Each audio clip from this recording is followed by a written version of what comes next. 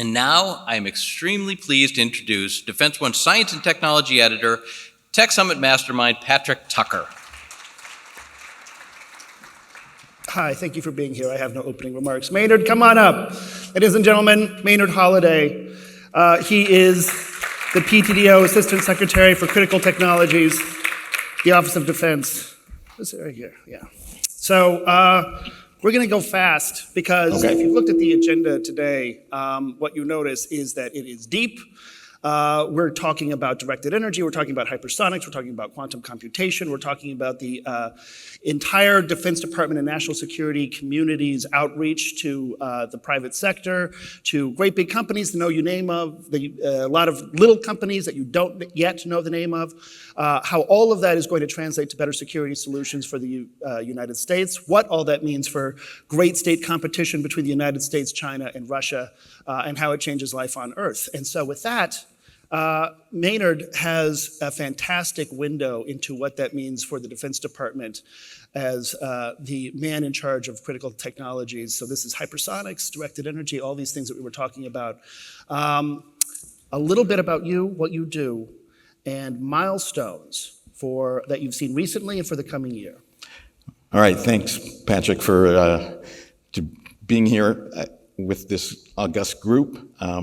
I have 10 of the department's 14 critical technology areas in my portfolio, and you'll hear from several of my principal directors later in the program. But what that means for the department is road mapping these technologies for our services and combatant commands. And as my old boss, Secretary Kendall, used to say, we want to make sure our soldiers, sailors, airmen, and now guardians are never in a fair fight. And so what that means is we want to maintain technological superiority through the implementation of AI, hypersonics, directed energy, and other technologies. Yes, and space too. Right? Of course. Yeah. So let's start on that one because the area of space technologies and services is very rapidly expanding. It's no longer just talking about SpaceX and launch. We're actually talking about entire new business ecosystems that are beginning to open up. The Defense Department historically has played a really key role here enabling this.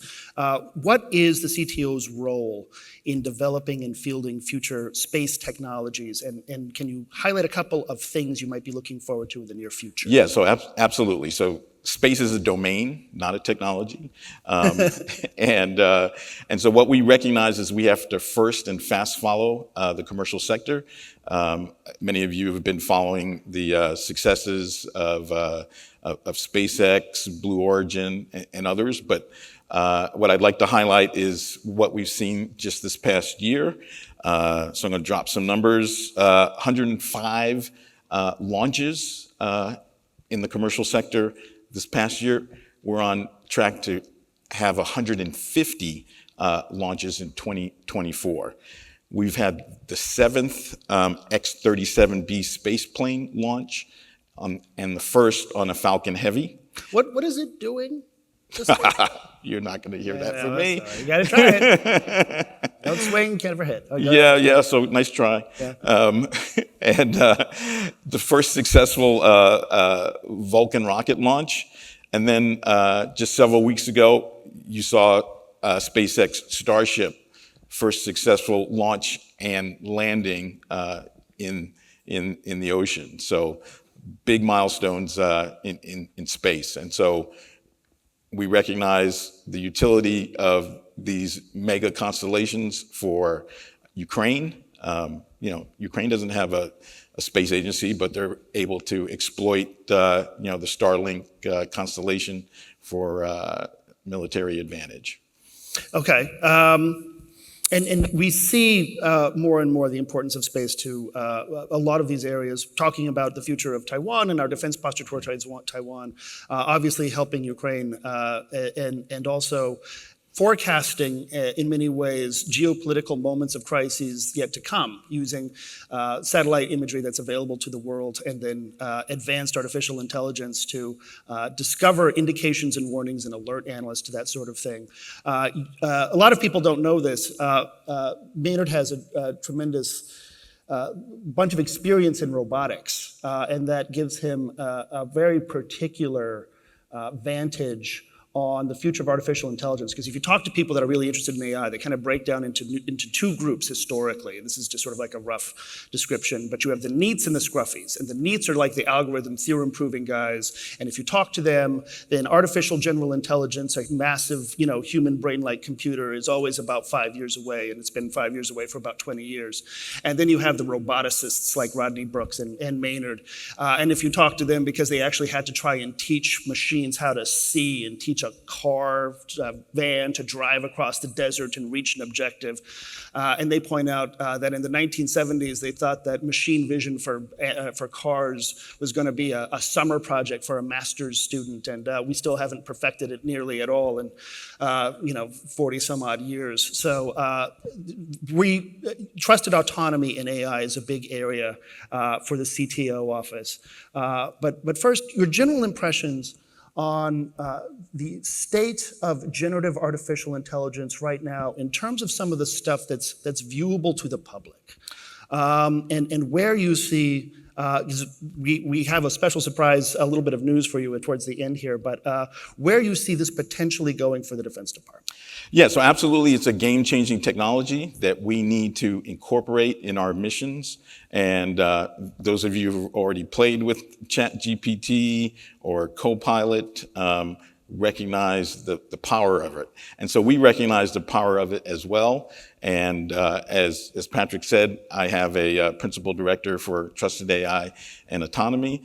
And what we're doing there is looking at how AI can augment our mission efficiency and mission sets, and our view is that we'd like an AI to be a member of a squad, a team, a crew, so that a combatant, a warfighter, can query an AI in natural language to get greater situational awareness, understanding,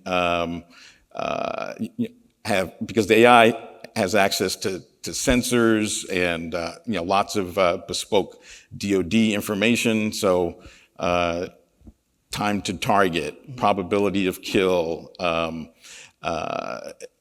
what's on the horizon, what's that uniform there? Being able to query an AI as I said, a member of your team.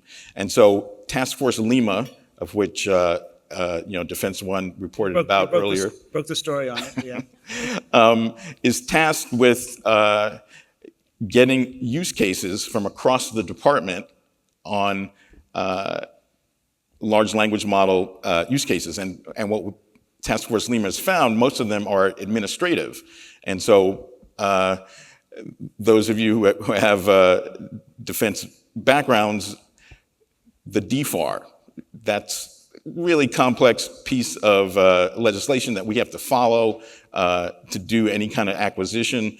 It's soul-crushing work to manually go through that to understand what the acquisition rules say. We want an AI to be able to query that. And also our SIBRs and SITR programs. We're under the microscope by Congress to make sure we're not funding Chinese-funded entities. Also, we don't want to be redundant in our funding, and so that's an AI can scrape the SIBR and SITR statements of work to get at that, and then. Yeah. So I want to follow up with you really quickly on this because. In theory, this sounds like, okay, this is a little prosaic. This doesn't sound nearly as exciting as what science fiction has led me to believe artificial intelligence is going to do in the national security space. But what you're describing is actually kind of a sea change for the way the United States Department of Defense could potentially interact with contractors, because by accelerating discovery of information that's relevant to DFAR, that could, in theory, speed up that contracting process, make it a lot leaner, help congressional accountability move much faster. Every day I'm watching some congressional hearing where people with stars on their shoulder talk to lawmakers, and they all agree that Defense Department contracting takes way too long, we're way too behind. And so we have an actual use case here where artificial intelligence can potentially do that. And would you say help non-traditional startups, new companies that aren't used to working with the Department of Defense and don't want to go through some consultancy on K Street that's going to charge them a lot of money, help them to access the Department of Defense and take advantage of some of the contracting that's available? Is that Yeah, absolutely. And so since my time in the government, I worked for Secretary Kendall when he was Undersecretary for Acquisition, Technology, and Logistics, and I helped stand up the Defense Innovation Unit. And so one of the things that my colleagues in Silicon Valley told us, to your point, Patrick, is we need to get on contracts sooner. We can't wait a year. We can't wait 6 months. We got payrolls to meet. And so there are a lot of front doors now to the department because of DIU. So there's AFWorks and there's NavalX and other software factories. But as I said, a lot of front doors that are implementing technologies to help non-traditionals access our needs. And in my shop, we have our roadmaps are available for all of you.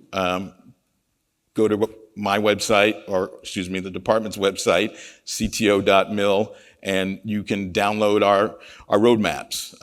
You have to ask, and you have to already have a government contract, and if not, it will be routed to one of our principal directors who will make a determination if all right to send you a roadmap. Yeah. So, we're a front door as well. Okay, so I want to go through some of the other critical technology areas as we'll have them. Microelectronics, really essential for next breakthroughs in artificial intelligence. And if you don't think microelectronics is important, I promise you it's in the backdrop of all of the discussions we're having right now about Taiwan. And it's also the reason why NVIDIA just beat Apple in terms of market capitalization. And all of the artificial intelligence futures that you're sort of dreaming about rest on big breakthroughs in microelectronics. And my understanding is that you guys have just finished a study on monolithic 3D heterogeneous integration. What is that? Yeah, so we're coming up to the 2D lithography limit. So this is another term to say, we're coming up to the Moore's Law limit of what we call technology node or transistor line width. That's where every 18 months or so, the capacity of chips doubles. And that's the reason why now this little thing that we carry around in our pockets is orders of magnitude more powerful than every desktop computer in the country in the 1980s and gymnasium-sized computers in the 70s. Right. So once you reach the 2D limit, the next dimension is the third dimension. And so we funded a study at Stanford on complementary metal oxide semiconductor plus X, or CMOS, and it's based on U.S. foundry technology, and we had it fabricated at Skywater Foundry in Minnesota, and it's the first edge CMOS architecture in the country, and it's at the 90 to 130 nanometer technology node, and and they demonstrated the world's first foundry monolithic 3D CMOS architecture, and so it has lower what we call SWaP, size, weight, and power, and it could run on a coin-size battery for a year.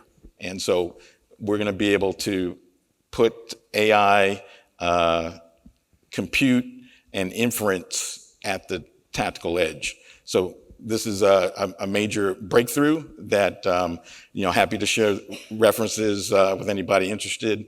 But this is what the department does, is fund breakthrough capability and get it into the ecosystem. Yeah, and this artificial intelligence on the edge, if you're watching what's happening in Ukraine, you know that this is this is where the front line moves is based on the amount of mass and also the amount of intelligence you can fit onto small attributable systems that can be rapidly manufactured. I want to get a couple of audience questions, but before I do, going back to artificial intelligence, you are about to convene a big summit on where you are about to invite stakeholders, interested parties, experts into a dialogue with the Department of Defense on the future of exactly what we just talked about, generative artificial intelligence and what it means. So I think we have a QR code, if you want to put that up, if we can do it. And this will take you to the page. But first, yes, a little bit about this summit that you're convening. A lot of people think that the Defense Department is keeping all of its AI solutions in a back room with no windows and no air conditioning. But you're inviting anyone that's interested in generative AI and the way our nation uses it for defense into a room. Talk a little bit. Right. So this summit is a follow-on to a smaller summit that we had at MITRE last fall, where we only had capacity for around 200 people. We had our combatant commands, we had industry, we had academia, and we had such a turnout that Undersecretary Hsu said, hey, we need to open the aperture and have a much larger discussion and do it soon because AI, as you've all been tracking, is moving so quickly. So, so this meeting is that second week of July after the 4th holiday at the University of Maryland. And we are going to have, as I said, combatant commands represented, COCOMs, industry, academia, to talk about AI and its uses for our mission sets. And so it's going to be at the University of Maryland in a large capacity facility. So I invite any and all who are interested to see what the department's doing. If they have equities in AI, please sign up. And then there's a specific generative AI focus. Yes. The stuff that you're reading about, that this maybe giving you nightmares and showing up in social media. A discussion with the Department of Defense about where it's actually going to change the national security posture. Yeah. Yeah, absolutely. And we are adhering to the President's executive order on AI regulation, and we recognize that its use is going to have to be trusted. I sat on the Defense Science Board in 2015 where we did a study on autonomy, and when we briefed it, the combatant command said, this is great, but we're never going to use it unless we can trust it. And so this is what we're working on right now to make sure it can be trusted so that it can be used by our warfighters. Yeah, so it's sort of like a higher threshold of trust that you might have using ChatGPT to fashion responses on a dating app, which is, I don't know if I recommend it or not. We have time for one or two questions before we break. Some folks here, no? Early, too early? We do, yes, right here. Hold on, we're gonna get you a mic.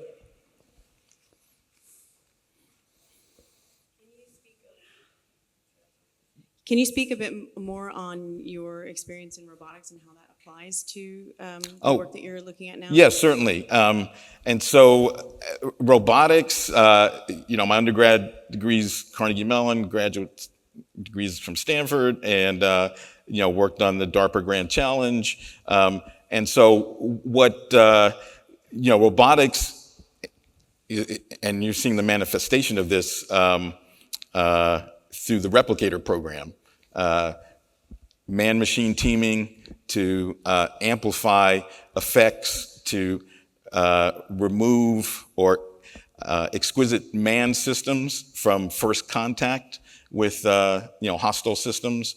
And so we recognize that replicators' remit is large numbers of attritable assets, both maritime and air assets, to probe enemy defenses and to make first contact. And so we all can think of the natural use for this in the Western Pacific.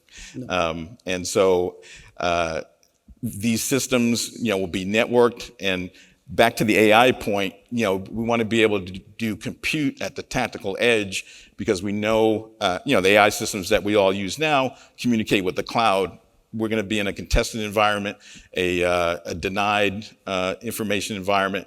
So these systems have to be able to have compute at the edge and be networked across one another, so they're self-healing in a battle.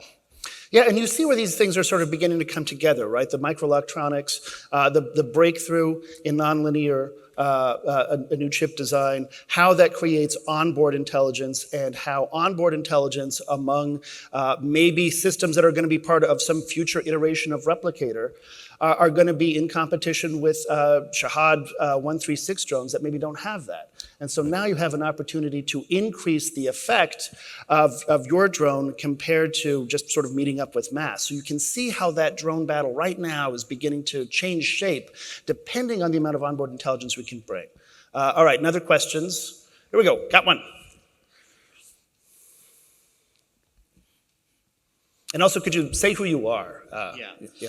My name is Dinesh Kaushik. I'm a senior data architect with Maximus, supporting one of the DoD CIO offices. So I had a question like, I know all these capabilities and all, we really need that, but then the critical supply chains, right? The raw material, lithium, or we see that our peer adversaries are already making deals with other countries to secure them.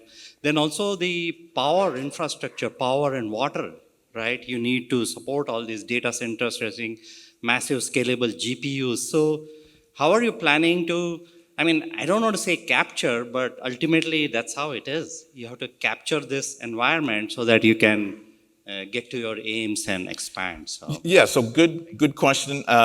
We have principal directors for renewable energy generation and storage, which are responsible for looking at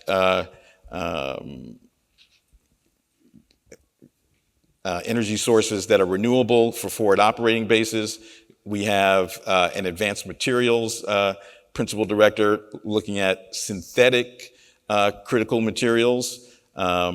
And we recognize that, you're absolutely right. Our adversaries are trying to corner certain markets in critical materials. So that's why we're looking at synthetic substitutes. And, the term great power competition is apt. So we're in a competition, and we know that our values will prevail. More countries want to work with us than with our adversaries. So we're optimistic about our future with respect to that. Yeah, renewable energy for forward operating bases. I was talking to, there's a DARPA program right now to put like small nuclear reactors out there. Thoughts? Good idea? Have a little nuclear reactor out there on a mountaintop in hostile terrorism? Well, yeah, we have to worry about shielding, obviously, and the spent fuel. But we've been talking to companies that are absolutely working on that. Having it be able to be transportable. The department has a program called Pele, working on that using TRISO fuel. And so it's absolutely an option that we have to explore. So, everything's on the table. Yeah, maybe, yeah. Dicey. All right, I got time for one more question if anybody has one. And if not, I would ask just one more time real quickly on where trusted autonomy, where trusted AI, how the Defense Department and the public can better understand that risk to reward ratio, and how your risk to reward ratio is a little bit different from people that are just interacting with OpenAI in the wild, and even from large companies. Yeah, so I'd say we have things in place to look at a continuum of trust. One of the things that we looked at was if confirmatory. So we talked to companies like Tesla about how they implement autopilot, and one of the things they do is present the ambient environment very accurately, so that as a driver you can see, oh, okay, it's recognizing the stop sign, it's recognizing the speed limit sign. So we want to be able to raise the level of trust in a combatant situation, so that the warfighter, the commander will trust the system and be able to essentially turn up the trust continuum and say, all right, I trust it to engage incoming systems, because we have to be able to react at machine speed. Right. And we're still adhering to 3009. Which is human in the loop for any lethal implementation. But we absolutely have to be able to react at machine speed, to defend ourselves in a crisis. Mike Horowitz, who is an AI scholar and has a lot to say about 3009, and also is one of the leading voices in the Defense Department on the AUKUS program, AUKUS Pillar 2, which is the AI one. He's going to be here later today, so we can ask him a little bit about that. But in the meantime, be careful. Trusted AI is how to get there. It's absolutely essential that we do. But we were just talking earlier with Kevin from Google, and he said one of the tricks that you can employ if you're designing an AI system that has to interact with a lot of people, make them a woman and make them British. And people are like, yeah, I think that you're probably right about that. So with that, he's coming on stage in a second to have a conversation. Maynard, thank you so much for being with you here today. All right. I really appreciate it. Thank you. Yes.